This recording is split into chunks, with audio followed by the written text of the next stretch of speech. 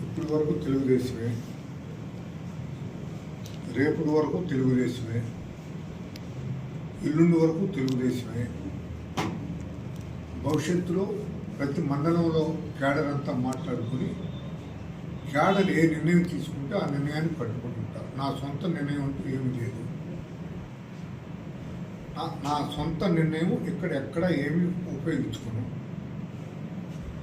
Cadre అంతా ఏ నిర్ణయం తీసుకుంటే దాన్ని పట్టుకొని నేను పనిచేస్తాను. సార్, నిన్నటి వరకు కూడా మీకే టికెట్ అని చెప్పి అధిష్టానము ఈరోజు సడన్గా మార్చడానికి మీరు ఎట్లా చూస్తున్నారు?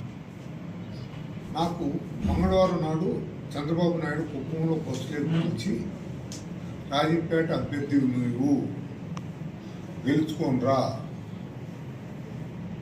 నీకు మంచి భవిష్యత్తు ఉంటుంది అని చెప్పాడు. మళ్ళీ బుధవారం నాడు కూడా పోయినా, వేరే విషయాలు మాట్లాడాను. నువ్వు నియోజకవర్గంలో తిరగకుండా నిన్ననే కదా కలిసినావు, నువ్వు నియోజకవర్గంలో తిరుక్కొని నా పనులు చూసుకుని నువ్వు ఇక్కడ ఏడ ఉండకూడదు, నువ్వు నియోజకవర్గంలో తిరుగన్నాడు. అంతవరకే నాకు తెలుసు. ఇప్పుడు నేను వచ్చి మన వాడికి ముఖ్యమైన ప్రతాపు లేదు ముఖ్యమైన ఫోన్ చేసి మన మల్యాల సుబ్రాయలన్న కొంచెం బాధపడతా చెప్పినాడు, ఫోన్ చేసి చెప్పినా ఇటు మాది చెప్పినాడని చెప్పి వస్తాను. ఇప్పుడు ఆల్ ఆఫ్ సడన్ ఎందుకు మార్చారో నాకు తెలియదు, వాస్తవంగా తెలియదు. వాళ్ళు మారుస్తారని నేను ఊహించలా. ఒరిజినల్ చెంగల్రాయుడు తొలి లిస్టులోనే పేరు లేనప్పుడు రాజకీయాలు విరమించుకోవాలనేట్టు అనుకున్నాను నేను. కానీ ఇక్కడ క్యాడర్ చూపిస్తున్న ప్రేమ ప్రీతిని దృష్టిలో పెట్టుకొని వంగిపోయినా అది నేను చేసినటువంటి పొరపాటు అనిపిస్తుంది.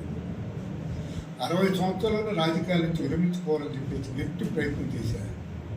కానీ ఆదినారాయణ రెడ్డి, సతీష్ రెడ్డి గట్టిగా ఒత్తిడి చేసి నన్ను తెలుగుదేశంలో చేర్పించారు. దానికి బలమైన కారణాలు ఉన్నాయి.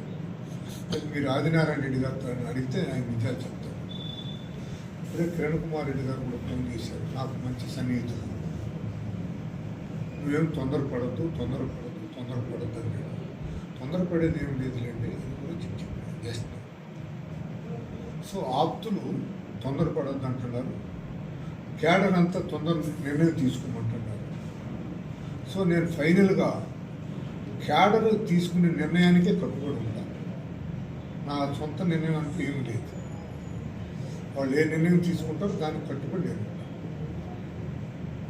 అధిష్టానం మీకేమైనా మీతో మాట్లాడడం కానీ ఈ టికెట్ మీద మిమ్మల్ని బుజ్జగించడం కానీ లేదంటే క్లారిఫికేషన్ బుజ్జగించడం సార్? బుజ్జగించడం, బెదిరింపులు జరగవు.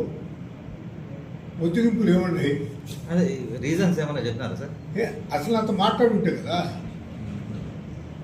నాతో మాట్లాడదు. నా నెచ్చిన బంగారు కిరీటం పెడతానని రాజంపేట అసెంబ్లీ తప్ప ఏరేది వద్దని చెప్తాను. ఇప్పుడు ఒక ఆయన ఎంపీకి పోటీ చేశాడు, ఆయనకి సీట్ రాలేదు కదా, ఆయనకి అప్ప చెప్పాలి ఏదైనా ఇచ్చేది. నన్ను బుతికించి ఆయన్ని కదా బుతికించాలి. ఆయన బుతికించి నా సీట్ నాకు ఇచ్చేయాలి. ఎట్లా సార్ భవిష్యత్ కార్యాచరణ ఏంటి సార్? క్యాడర్ బేస్డ్ నాయకుడిని నేను 81లో సమితికి పోటీ చేసినాను. మా తండ్రికి ఇష్టం లే నేను పోటీ చేయటం. కానీ మా ఫ్రెండ్స్ అందరినీ అడిగినా, నువ్వు పోటీ చేయాల్సి ఉంది అన్నారు. ఎంఏ ఫైనల్ ఇయర్, 24వ సంవత్సరం, 81లో 28,000 ఓట్లు వచ్చాయి. సైకిల్ గుర్తు నాది, ఫ్రీ చెంబర్ అది. దాన్ని ఎన్టీ రామారావు ఓన్ చేసుకున్నాడు. సో నాకు సైకిల్ గుర్తు వచ్చి రాలేదేమో అనిపిస్తున్నది. పార్టీ మరి ఆలోచన లేదు, ఇప్పుడు వరకు ఏం లేదు. క్యాడర్ డెసిషన్నే నేను కట్టుబడి ఉంటాను. క్యాడర్ బాయిలో దూకమంటే బాయిలో దూకుతా. క్యాడర్తో ఏమైనా మీటింగ్స్ ఏమైనా పెడుతున్నారా తొందరలో? క్యాడర్తో ఏమైనా మీటింగ్స్ ఏమైనా పెడుతున్నారా? వచ్చినోళ్ళతో అంతా మాట్లాడే పని చేయాలి కదా. ఇప్పుడు వచ్చినోళ్ళు వచ్చారు. నేను యాక్చువల్గా చంద్రబాబు నాయుడు కలుద్దామని వెళ్ళేప్పటికి అక్కడ హెలికాప్టర్ ఏదో రాలా, అంతా జనం వచ్చున్నారంటే బయలుదేరి 5 కల్లా బయలుదేరి సరే 7 కల్లా ఇక్కడికి వచ్చేసి 2 అవర్స్లో వచ్చాను నేను.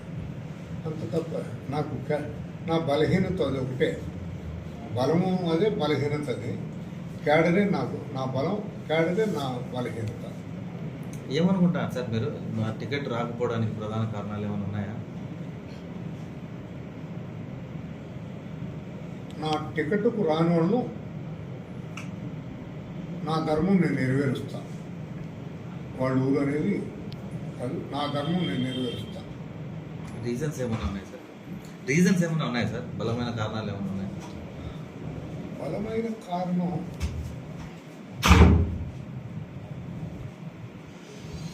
నేను గెలిస్తే ఆడ మంత్రిని అయిపోతాను